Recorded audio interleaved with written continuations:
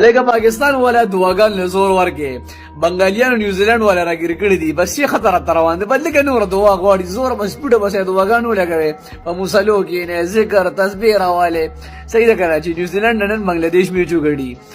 کو نیوزیلند بنگلاديش میچو نه غړو پاکستان دي سیده باندې کنه ډایرکټ کور ته کوالیفای شو ډایرکټ کور ته کوالیفای شو بس خبره ختم شو هغه 15 چې لګون دي پاتره کنه هغه هم ختم شي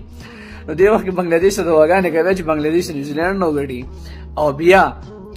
به انډیا ته دواګانې کو چې انډیا اوم د نیوزیلند نو غړي او په خرن ریس رټ تو غړي